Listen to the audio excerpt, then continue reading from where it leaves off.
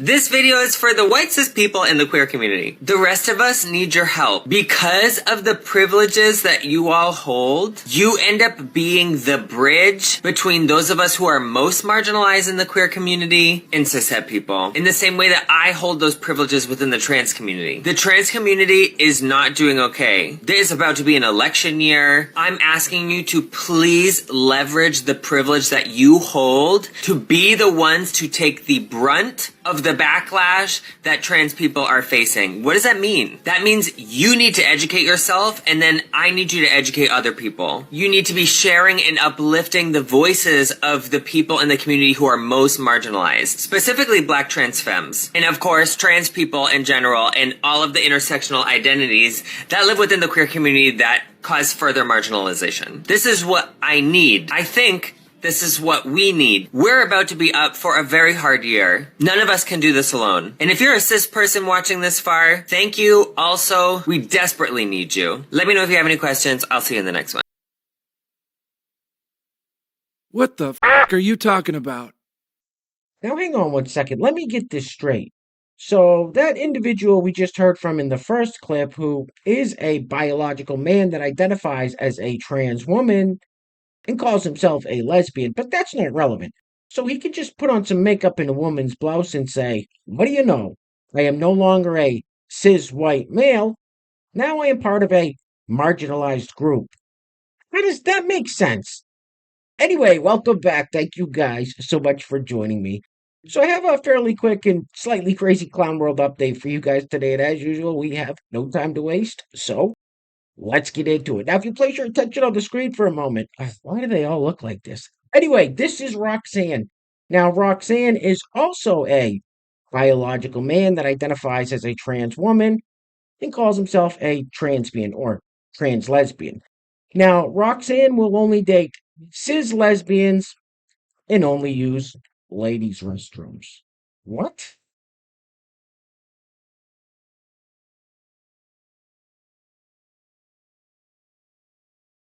I don't like that. Put your tongue back in your mouth. Put your tongue in your mouth and close it.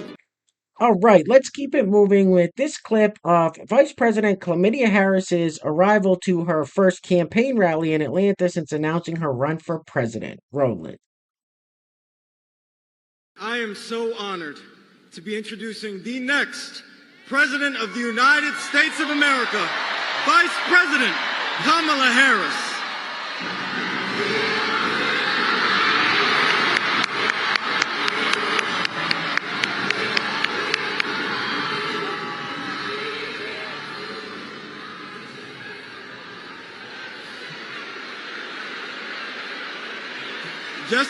Just a second. What the hell is going on? Democrats. So her grand entrance into her first ever presidential campaign rally was an epic fail. Then, in typical Democrat fashion, she invited degenerate rapper Megan Thee Stallion to perform on stage. Do you guys remember Joe Biden's 2020 campaign when he interviewed Cardi B? Anyway, I have to leave it on mute due to copyright reasons, but it was just a bunch of twerking and explicit lyrics. And some people in the Black community didn't take too kindly to it. They thought it was bad representation. I don't blame them.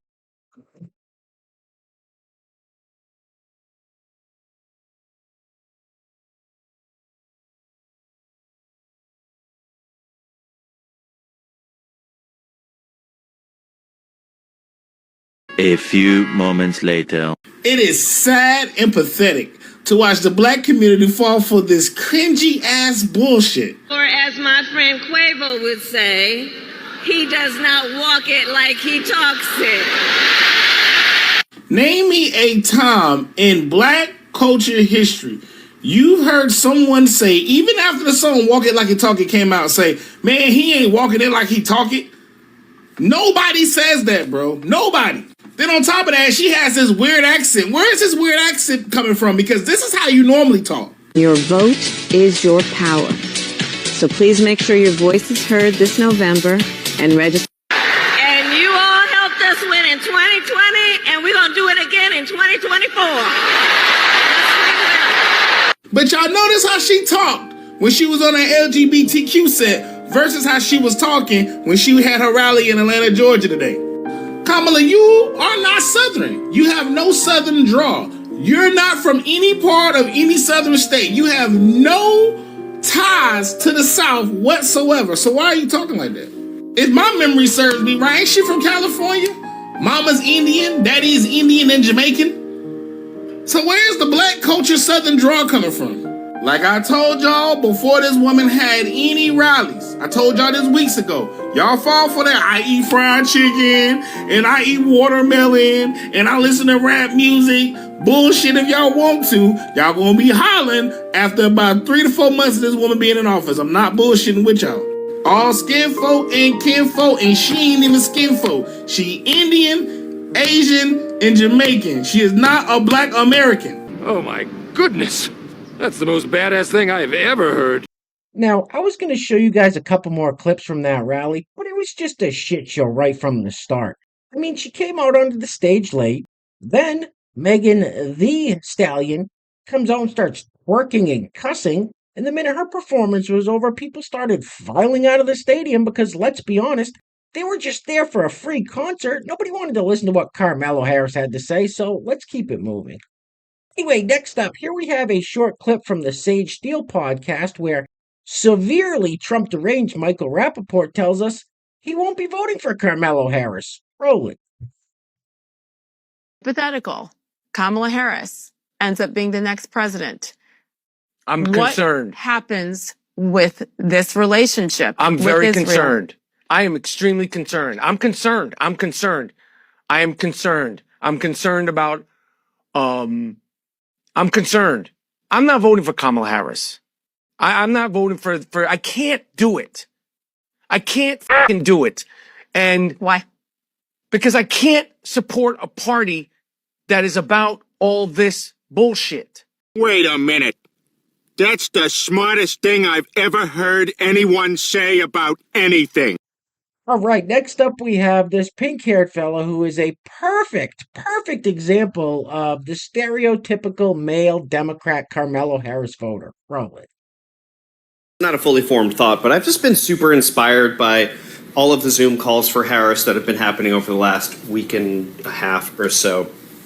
And I want to put a call out to artists. I think we should have an Artists for Harris Zoom call. I'm a balloon artist. That's what I do. If you look through my videos, it's all about balloon art.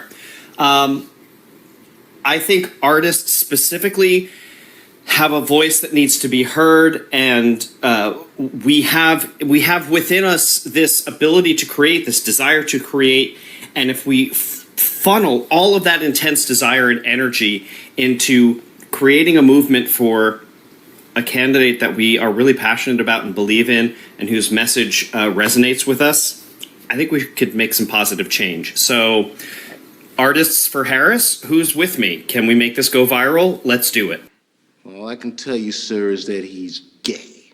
Hey, real quick, we don't have any sponsors for today's video, but I do want to give a quick shout out to Bob Rogers, who left a super thanks on yesterday's video. So, Bob, thank you so much, sir. I really appreciate the support. Now, if you'd like to sponsor the next video and help support the channel, there is a PayPal link in the description box below, and I will say your full name as a sponsor of said video unless stated otherwise by you. What does this person identify as a cow?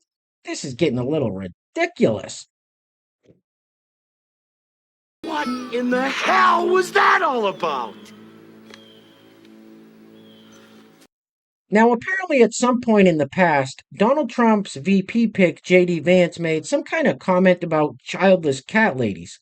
So in order to clap back at J.D. Vance for making said comment, a bunch of childless cat ladies put on these weird cat masks. Roll it. He just talks nonsense with all the stuff that's going on in the world, and he's going to pick on childless cat ladies. I mean, we have wars all over the place. We have climate change. We have fighting for our democracy, and he's going to talk about childless cat ladies or drag queens or putting women back into the kitchen and please. He is so out of touch, and so is Trump. They're so out of touch. What's your cat's name? Angel and Silly Girl. Angel and Silly Girl. So you've always had cats? Always. Yeah. You didn't bring them today, though. They're political. You know that they are? They are. They found out about this, and they are political. What the hell did you just say? I mean, we have wars all over the place. We have climate change. We have fighting for our democracy. And he's going to talk about childless cat ladies or drag queens or putting women back into the kitchen. Woman, get back in here and make me a sandwich. All right, guys, we're going to be wrapping it up with this clip of Joe Biden's publicist, diversity hire Karine Jeanpierre, being asked about the controversy surrounding the opening ceremony of the Paris Olympics, and she ducks, dodges, and avoids the question because, well, they hate Christians. Anyway, things are clearly getting very crazy out there, guys, so please take care of yourselves. Take care of each other. Till next time, love you guys. Peace. Roll it. Following up on that, did the president see the Last Supper controversy at the Olympics? Do you know? Did he see I don't have anything. The Last Supper. I appreciate the question. I just don't have anything. Millions of Christians across the globe were offended by it. The president's Christian. Was he offended by it? But was the president offended by it? I just answered the question. Can I just ask him? Did he see it? I don't have anything else to add. Did he see it? Thank you. Thank you so much. You're all going to hell. Goodbye. And you ain't black.